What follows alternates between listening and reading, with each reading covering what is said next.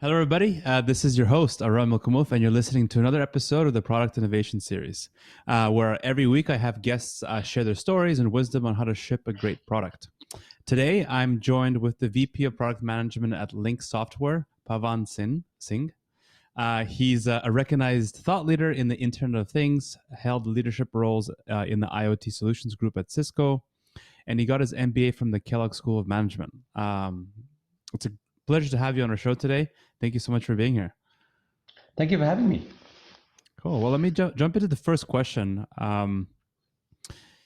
Maybe we could start off by you telling us a little bit about what you do in the enterprise infrastructure side of things, because we haven't actually spoken to anybody in that sector. So maybe we could start off for our listeners, tell us about what that really is about.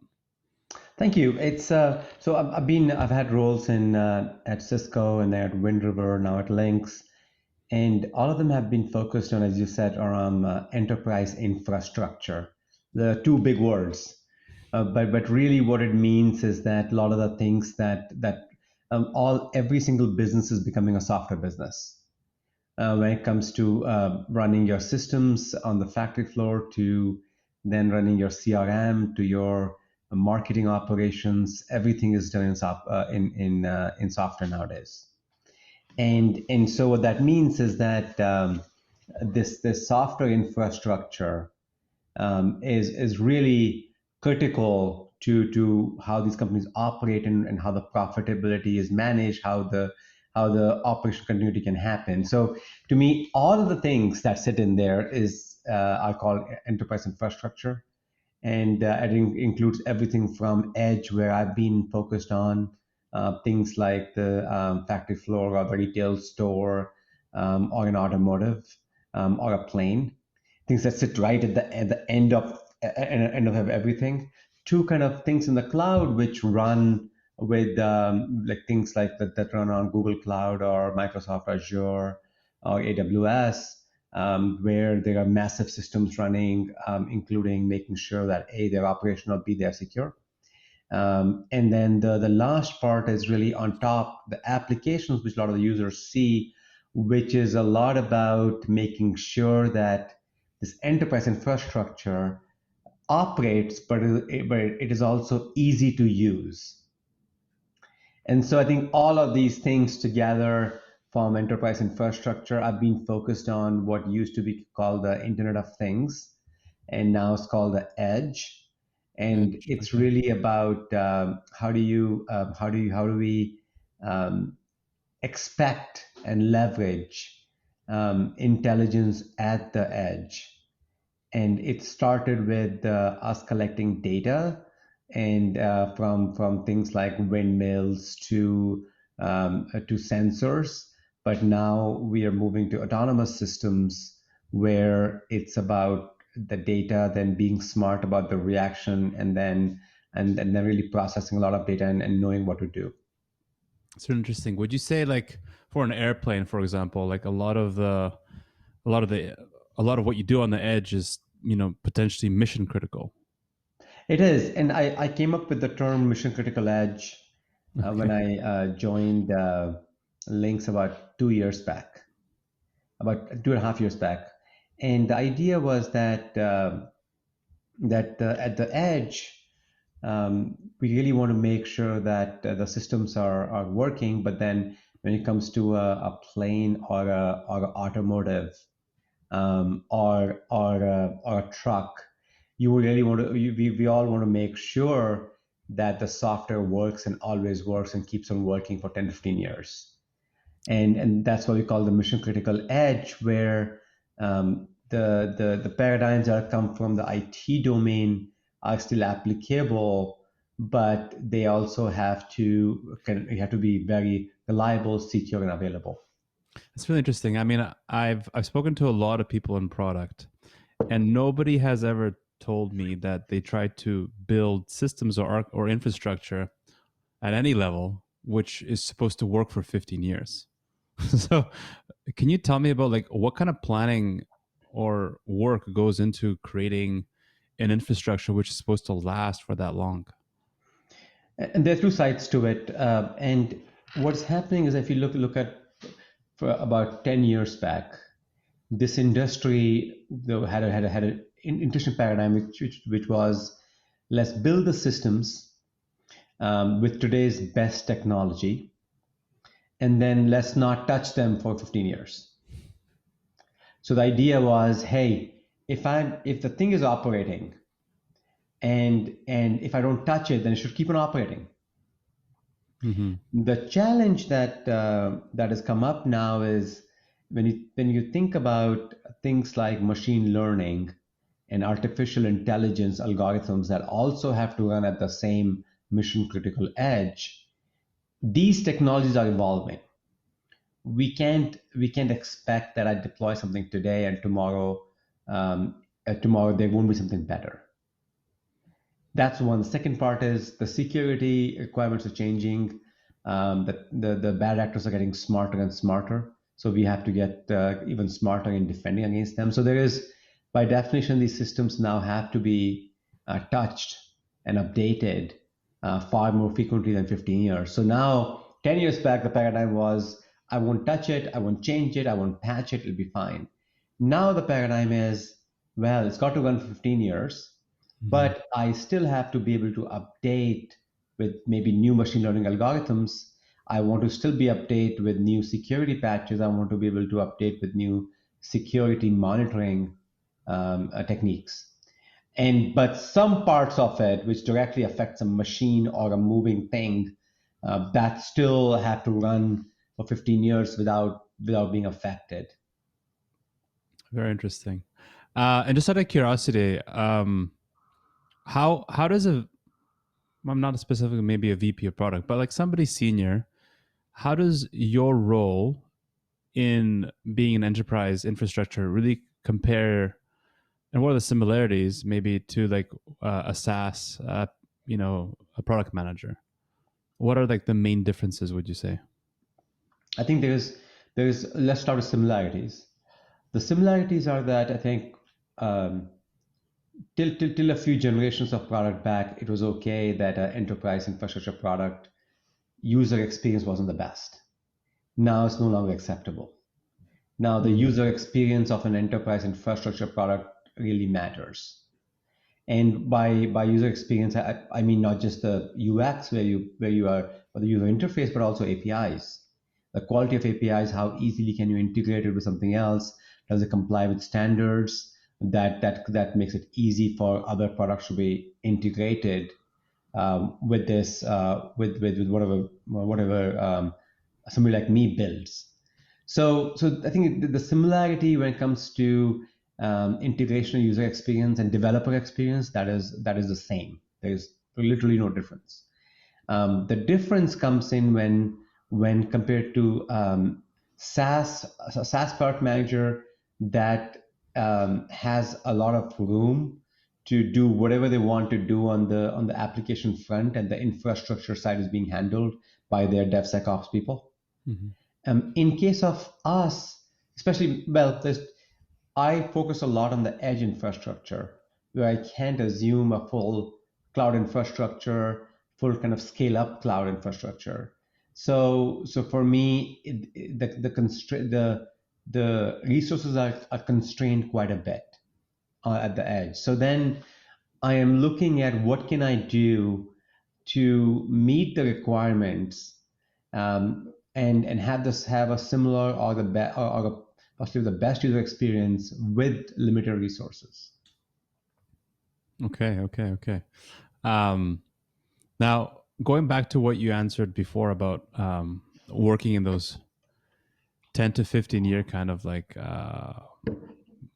mindset kind of wise, what lessons or principles can you share or pass down to like a SaaS product manager, based on the work that you do, where the code that you deploy should last that long? Yeah, so I would say I want to clarify a bit. I think where product leaders like me go in with this mindset, it's about the product should last that long. And then there is some part of the code that's not touched for that long, but there is other parts of the code that is touched. So being able to update things seamlessly and in a secure manner becomes really important. So it's more about the product should continue to operate. The code itself might have to be updated and modified either to leverage the latest technologies or to make sure if there's a new vulnerability that's been discovered, that is addressed and patched. Okay. So the mindset that I would say is that expect that there will be new capabilities that you have to deliver in your product. They expect that there will be new vulnerabilities that will be discovered, that whether it's in the open source component or in the proprietary component, that will have to be patched. And so that mindset that a product is a continuously evolving software, but it has to meet both the performance and the security and in some cases certification requirements. That's the mindset I always have in mind. I think and that it benefits anybody, including a SaaS product manager. Mm-hmm. Okay. The next question I have is, I'm interested, like in the space. I've never really, as I mentioned, I don't know much about infrastructure and things like that. But when it comes to like road mapping out your product, how do you deal in those situations when, like, say you get like a really large client or a big brand name that wants to work with you guys, and they have some specific requests or custom requests that maybe just don't exist in your product or you didn't even plan for in your roadmap. How do you kind of assess the viability of actually, providing that solution, or do you just kind of stick to your guns and say, no, that's not something that we're doing or considering. This is what our product, does? I have a three-part answer to that. Number one, for me, deployment is gold. What does Because that mean? if you're talking of in enterprise infrastructure, it's not like an app that I show to your Aram and say, hey, what do you think of this? It's actually a piece of software somebody has to integrate with and use it and integrate with their system. So there is a non-trivial amount of effort on their side to work with my product. So number one, to me, if somebody says, I'm going to deploy this piece of code or a part of a product in my use case, and I'm going to then use it for because it's required for my either end customer or my users. So that's gold for me. So in the situation you outlined, the fact that customer says, hey, I want this, I'm going to deploy it, it's going to be really important. If they say, I want it, but the deployment is not really clear, that would concern me. That's the first one. The second part is that any product leader knows that you can never be stagnant in your road mapping. It's a very always moving, fluid set. And the way I think about this is that let's say we're publishing roadmaps every quarter. The roadmap every quarter is a snapshot of that day. It doesn't mean it's going to be the same 3 months from now. Now the reason that in my world it takes time to put out a feature. It's not a small. We're making big moves. We are developing significant features. So changing the roadmap too often is not good either. So the challenge really is that how much flexibility do we have without kind of seeming like we are running after a moving target. Okay. So it's always a balance. Hey, I'm very close to delivering this big feature. I want to finish it. I think that's the second part. And the third part in this is that it's a lot about is the single customer's request, is that a leading indicator of something, a bigger demand from the market? Or is that something as a product person, did I miss what the market wanted? and making that decision on, hey, what does this mean for the strategic research that we have done?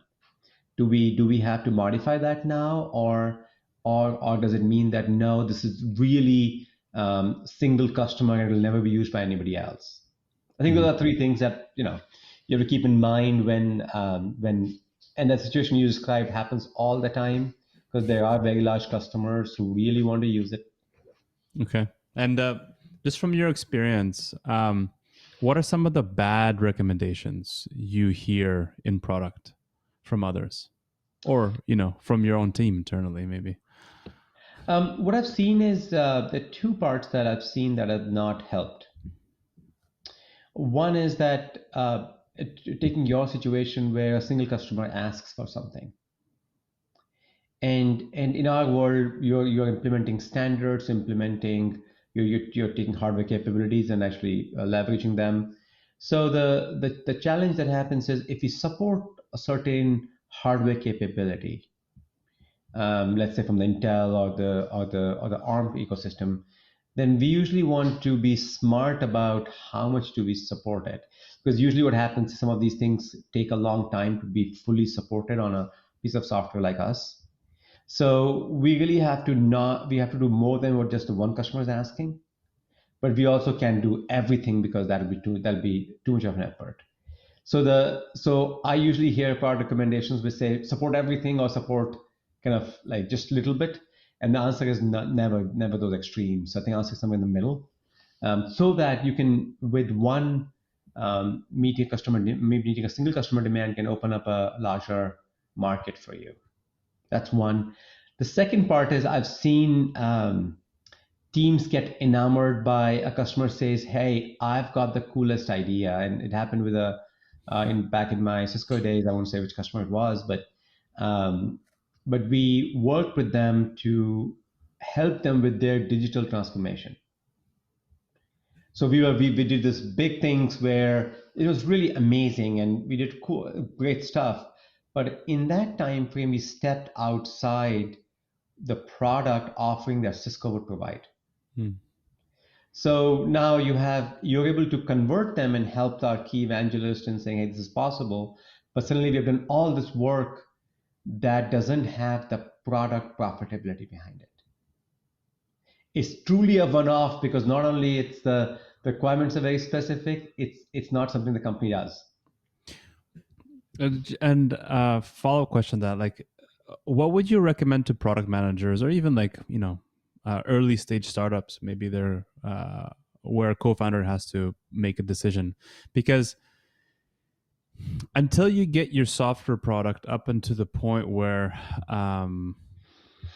it has all the features, the functionality, and things like that you would need, or your customers would need, there's always that quick, easy path, maybe where people like this client of yours at Cisco is like, hey, we want this kind of product or this feature, and we'll pay you. Like it's like a kind of like a white glove type of treatment approach, where you have very clear revenue that you could make from it because it's custom, right? Yes. Um, and so how do you not get kind of like too distracted in terms of like investing in it, because you're like, okay, I'm getting money so I could cover my costs and my bills and everything as a startup, but then at the same time not get too distracted of not building out your product for kind of profitability and scale, right? Yeah, I would. What I use is the term capacity building. That how do you because by building, as you said, in case of the scenario you mentioned, if you do it for one customer, it does cover the cost, and it's, from what you said, the founder is likely thinks that that feature is aligned with their roadmap. If not exactly in the roadmap, it's kind of aligned. And Mm. saying, okay, I'm going to do this. The big question really becomes is, what is the capability of that company or organization to resell that or something similar to five other customers?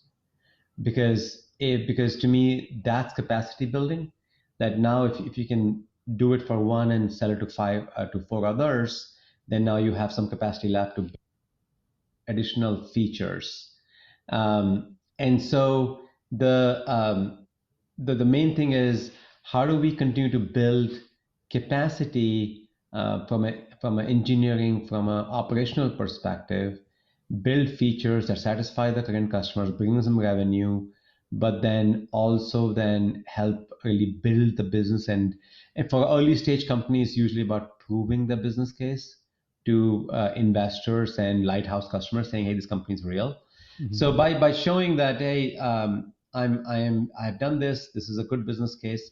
Uh, you'll be in good shape. But then if you do one off, which brings one customer, which brings something, and now the next time you're scrambling to put engineering resources on yet another feature set that is not built on a current feature set, that is a problem. Okay. Um, Next question I want to ask is about like wake up moments in your career. So you've had an expansive career, worked at different places. Any big wake up call moments in which led to like you maybe changing mindset around how you on your perspective? Yeah, so one of the things that I learned, so I was kind of one of the guys in the Cisco's emerging technologies group, and my job was to figure out the next $1 billion idea. Cool. And really cool job, and I loved it. I mean, it was fantastic, and that you could look at lots of things and then come up with ideas and build prototypes. And we had a combination of technology and business folks to coming together to build the first kind of prototype and doing kind of a primary research with potential customers. Um, the big learning I had was that out of that came the IoT solutions group. And so the big learning I had was that um, in some of the large corporations is usually one big idea that survives. So while groups like that and efforts like that are very is amazing because you come up with lots of ideas, but the success depends on squarely on choosing one, maybe two, but one idea that you put a lot of resources, energy behind, and decide to make it happen. Early on, all the ideas would seem equally kind of still in the incubation stage, but there is no way to get 5 to 10 ideas from incubation to a point where the business case is clear unless you pick one and choose to build a business case for. Interesting. And so, I mean, that's kind of like, sort of speak, survival of the fittest for any kind of product idea, right? Yeah. How do you, so like whenever I speak to other innovation leaders like yourself, like there's like this funnel, like you start big and then you kind of, you narrow in. You know, from that experience when you were at Cisco, it's totally clear that I think you could only focus on one, but how do you kind of get to that point? Like what kind of maybe experimentation, validation did you do at an organization like Cisco in order to kind of funnel that down? Yeah, I think and so there is three parts to it. One is outside data, outside validation. The second part is the internal alignment. And the third part happens to be timing. So the external validations, you're absolutely right that um, that talking, coming up with the hypothesis, building a prototype, you can no longer just do PowerPoint nowadays. I mean, you have to build a prototype and show to people and have them engage and give you feedback. And it might not, and you don't have to. It doesn't have to be. It can be low fidelity. It can be a medium fidelity. It doesn't have to be a high fidelity prototype. Mm-hmm. And getting that feedback saying there's an unmet market need, and yes, that customer is willing to pay to kind of to buy a solution that addresses their need. That's the external part. I think that has to be done irrespective of where the idea is. But to me, the big aha for me was the extreme need for internal alignment. And I went to Kellogg, and we never talk about that. Yeah. We never talk about how internal alignment is as important, if not more, when it comes to innovation. It has to be aligned with the capabilities of the company, the culture, the operational processes have to be aligned with what the new idea is. And more than that, it becomes about people. does the company have the right people who have done similar things and have the know-how? A lot of times what you see is it's exciting, it's even sexy to do something totally different from what the company is doing. That's okay. But I think that's okay in terms of finding a new market. But from a product engineering capability, unless there's an actual different organization, that's going to be a very tough road to climb on. So I think the second one is internal alignment is Mm-hmm. really critical. And the third is timing. What I've seen in my experience is that usually when there is a big impending reason for a company to invest in innovation as compared to their ongoing run rate business, companies won't. Companies want? Companies won't invest in Oh, a oh, innovation unless there's a reason to, unless it's driven by the board down, unless the market is getting disrupted. So I've done that. There was a I was in a consulting capacity. I was helping turn around a multi-billion-dollar business, but that was because it was a hardware-based business that was moving to completely software-based. So we had to find a solution.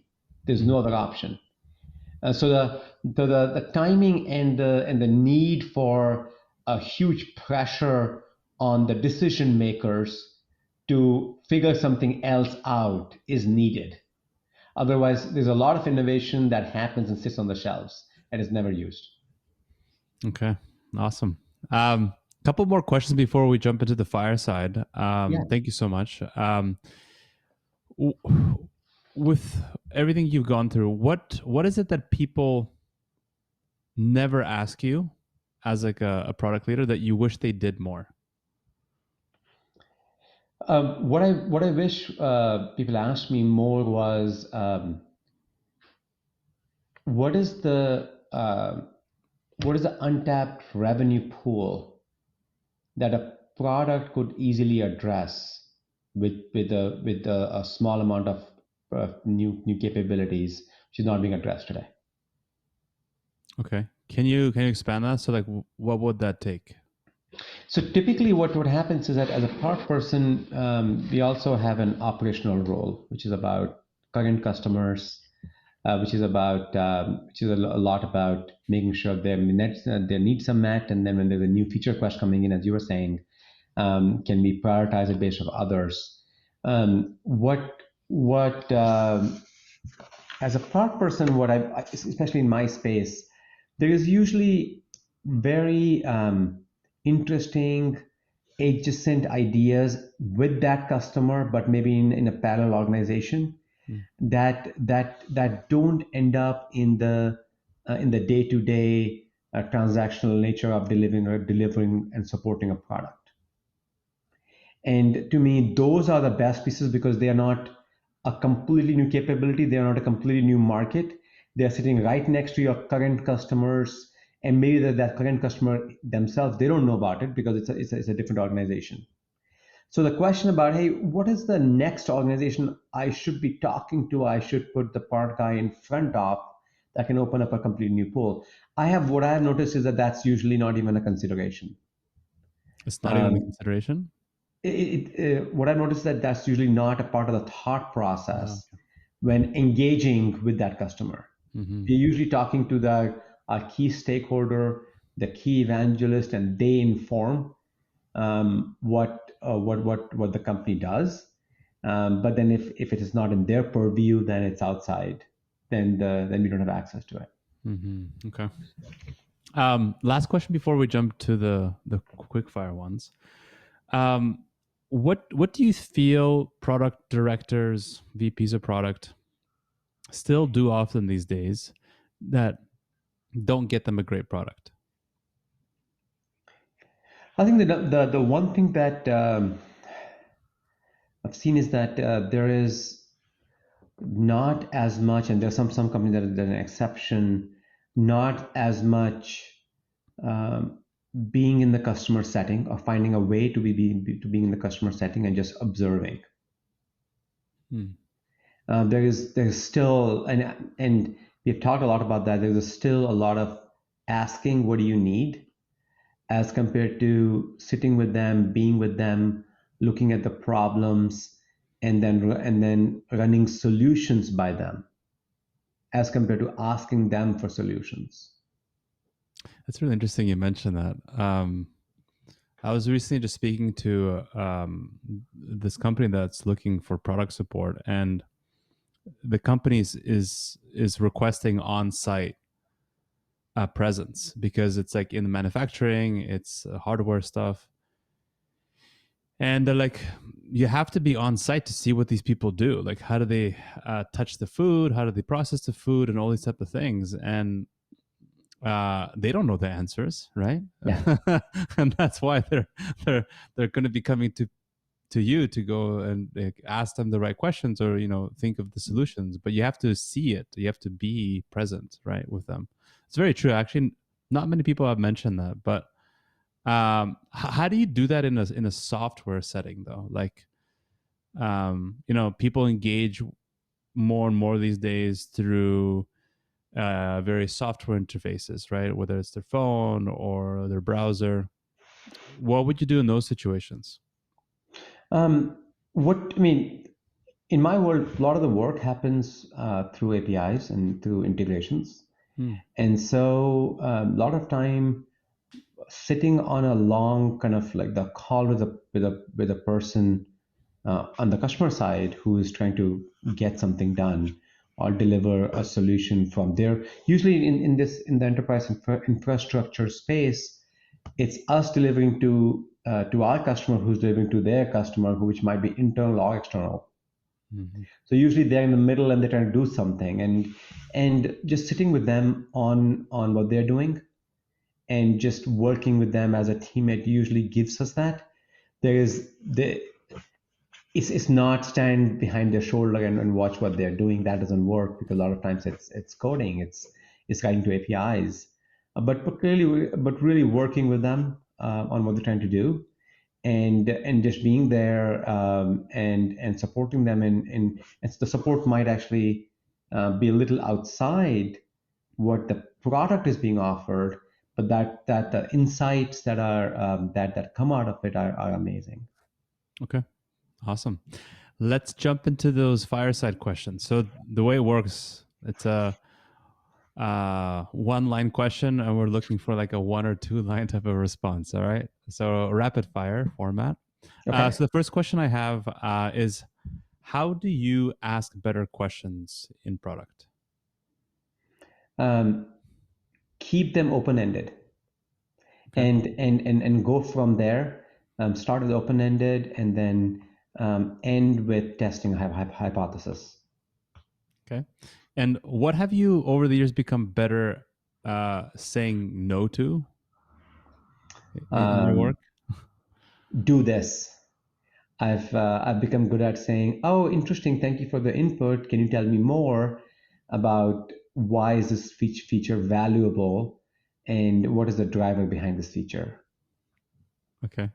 Um, I don't know how you could do this in your role, but if you could only work 2 hours per week, what would you do? I don't think it would work for me.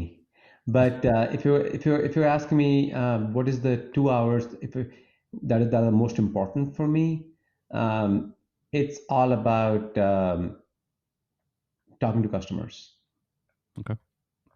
Are there any controversial views that you hold that maybe others disagree with you on? Uh, my most controversial view would be that because the speed of innovation is changing um, in any industry, and in my case embedded, the assumptions that have been long held are no longer valid. So that means that if you're new to the space, then you got to really ask questions about what people are telling you. If you've been in the space for a very long time, you got to question what biases do you hold before you go in. So in some ways, um, uh, it's time to use the experience to ask new questions, but not use the experience to hold biases. Okay. I love that. Thank you. Couple more. If there was any other profession you would want to do, what would it be? Oh, probably become a public speaker. Oh, really? Okay. And what's been one of your most worthwhile investments you've made to date? Like As in, like in yourself. oh yeah, the biggest investment that I've made in myself really has been um, on really going to in-person meets on different topics. Uh, because in this world of COVID and the way things get busy, especially in a product role, there are so many things happening. But just going in person and meeting and being a part of I don't know, an hour talk and just talking to people really makes a big difference. It is an investment that I've made, and well, I'll add one more to it. It's really understanding what drives us at the core. So a little philosophical, but really um, stepping away from the rat race of kind of more revenue, uh, more better title for yourself to now saying, okay, what do you really want to make as an impact in the society? And I've worked hard on that, taken different courses, different trainings to really go not as much in the product or technology that I work in, but on understanding my own personal drivers and emotions that have been programmed in me. Okay. Thank you for sharing that. A last question, maybe one more. I don't know. We'll see. Uh, are there any books that you recommend that greatly influenced your work, your life to date? I think the book Good to Great is a really good one. I think that kind of talks about what differentiates from having a limited impact to now really having a much lot about really making the best impact possible on the society. I think that is a book that's been really valuable for me. Okay. Actually, maybe last question to end it off. Any product lessons or principles that you keep coming back to at this stage in your career? I think there are a couple. I think the first product lesson that I learned from one of the top innovators in society was that a product innovation is not just about a new feature. A product innovation could be about how you deliver it. Product innovation could be how you partner on it.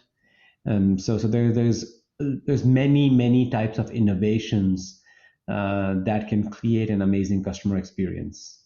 And in my mindset, typically working with engineering, we kind of get focused too much on features. Yeah. I think that's one of them. That hey, it's the second part is that the second thing that I always think about is um, making sure that there is the market is not ahead of the technology and technology not ahead of the market. Just getting it right. If you think about voice recognition was in Star Trek a long time back, and we are just now reaching it. Hmm. So there's lots of discussions that can happen that are futuristic but are not realistic from a technology perspective. Similarly, there's a lot of technology that's actually not being used effectively to deliver innovation. So kind of always looking at that the right balance of technology readiness and market demand that creates amazing products. Okay. Great answer. Thank you. I think also the best way to end it. So thank you so much for your time today. Thank Really you. enjoyed having you on our show, sharing that wealth of experience that you have. So thank you. And always thank you to our listeners for tuning in, supporting the show, and continuing to follow us. So we'll wrap it up here. So thank you so much. Thank you for having me.